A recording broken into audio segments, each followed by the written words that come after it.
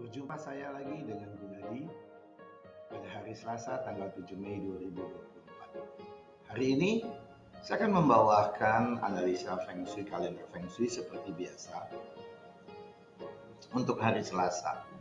Nah, hari ini disebut hari kambing logam. Kambing logam ini ya, kalau kita lihat gitu,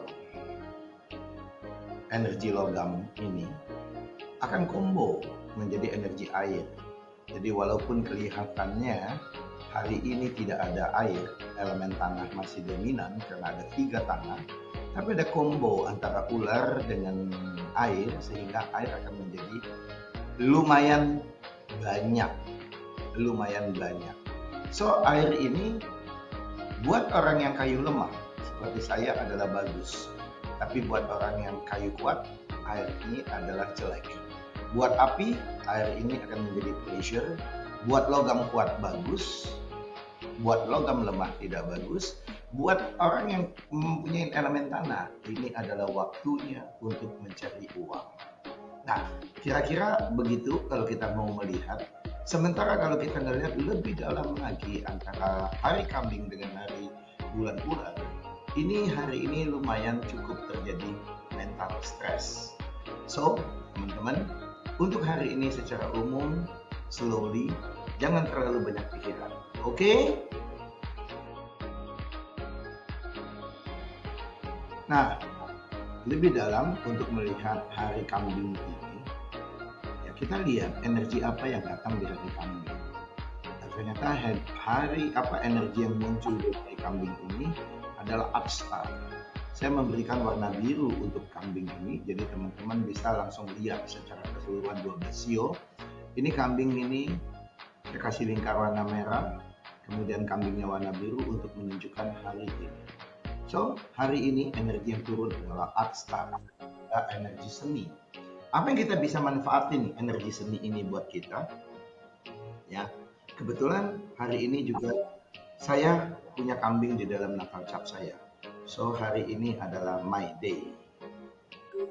Nah, kalau kita mau lebih lanjut, kita coba melihat 4 sio yang hari ini ditenggarin tidak terlalu bagus buat kambing. 4 sio ini, sio yang paling utama adalah sio kerbau.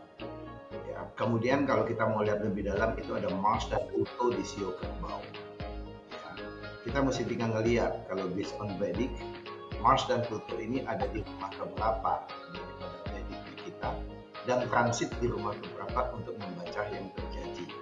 Ya, nah kemudian kalau kita lihat energi yang masuk di dalam kerbau ini, itu adalah energi clash, punishment, and anxiety. Energi clash, punishment, anxiety ini ya membuat kita menjadi cemas atau mendapatkan hukuman dari sekeliling kita. Karena apa? Karena hal-hal jelek yang sudah kita perbuat. Tapi pertanyaannya, apakah pasti orang yang punya sio kerbau hari ini menjadi clash dan bermasalah? No, belum tentu ya teman-teman. Secara teori perhitungan, secara dari langit, energi ini adalah clash. Tapi ada orang yang nggak kena clash, nggak kena punishment, nggak kena apa. Kenapa? Kenapa itu bisa terjadi? Nah, kenapa kadang-kadang energi jelek atau clash ini belum terjadi gitu ya? Semestinya jawabannya simpel. Karena tabungan energi negatif di dalam badan kita belum cukup atau bahan bakar sehingga terjadi clash atau bentrok belum cukup walaupun langit sudah memberikan sinyal. Makanya itulah sebabnya dari dulu orang-orang suci, orang-orang baik kata-katanya selalu berbuat baik, selalu berpikir positif. Kalau kita sudah berpikir positif, minimal walaupun rezeki belum datang, tapi bahaya sudah menjauh. Nah, kira-kira pepatah itu. So, lebih lanjut lagi teman-teman, kita melihat 4 sio yang berwarna merah yang patut kita waspadai untuk hari ini. Nah, selain kerbau, sio tersebut adalah sio tikus, anjing, dan naga. Ya, nah teman-teman bisa melihat semua energi di dalam 4 sio tersebut sehingga kita bisa melakukan mitigasi, untuk kebutuhan kita. Nah, dengan kondisi ini, berapa sio teman-teman yang berwarna merah untuk hari Selasa ini. Dan ingat, hari Selasa ini planet yang berkuasa adalah planet Mars. Buat teman-teman yang sudah belajar Vedic, be careful, be wise jika Mars masuk ke dalam badan. Kita akan capek sekali, ya. Nah, oke, teman-teman, berapa sio yang berwarna merah? Buat saya, untung hari Selasa ini semua sio saya berwarna hitam. Melanjutkan lagi, sekarang kita masuk ke Cimenduncia dan Human Design. Nah, di Cimenduncia dan Human Design ini kita go deeper dalam menganalisa. Ya, buat teman-teman yang mau meminta pertolongan kepada Tuhan yang Maha Kuasa, jika teman-teman banyak mendapatkan masalah, saya mengsarankan untuk berdoa kepada Tuhan pada jam 11 sampai jam 13 tengah hari. Bila perlu ada di tengah hari, di luar, biarkan ubun-ubun kita kena mendapatkan matahari. Biarkan kita mendapat berkat dari langit untuk membersihkan seluruh tubuh kita. Bayangkan energi dari langit membersihkan seluruh tubuh kita, membersihkan seluruh kotoran-kotoran kita.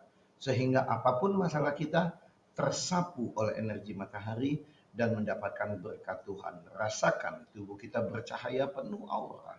Tubuh kita begitu luar biasa bersihnya. Dan pada saat ini saya menyarankan untuk duduk di barat daya menghadap timur laut. Nah, untuk duduk barat daya menghadap timur laut ini teman-teman harus punya kompas. Harus mengerti di mana posisi utara, selatan, timur, baratnya. Nah, kalau kita mau lihat satu persatu di antara 8 sektor daripada Cimentuncia ini gitu loh. Saya bisa mulai dari sektor utara. Sektor utara itu adalah kita bisa bilang pintu rezeki. Sementara timur laut adalah pintu agresif, di mana gitu loh, di situ pintu agresif juga untuk keuangan. Semesti kemudian di timur itu adalah pintu untuk belajar, juga pintu untuk agresif, juga pintu untuk agresif. Sementara gitu loh, di tenggara itu adalah pintu untuk mendapatkan bantuan, pintu untuk melihat masa depan. Kemudian gitu, pintu di selatan, di daerah sektor selatan itu ada disebut pintu kematian. Tapi disinilah kita akan belajar tentang karma masa lalu, kita belajar tentang apa yang terjadi dengan kita coba mewawas diri. Dan pintu itu tersebut juga adalah pintu untuk end of beginning dalam suatu masalah. Kemudian gitu loh, di tenggara itu juga adalah pintu ketakutan.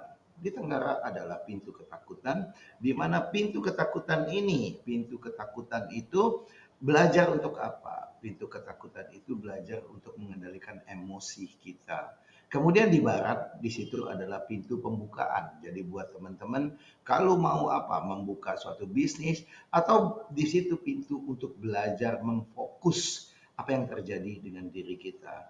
Kemudian di barat laut itu adalah pintu untuk reflecting my soul.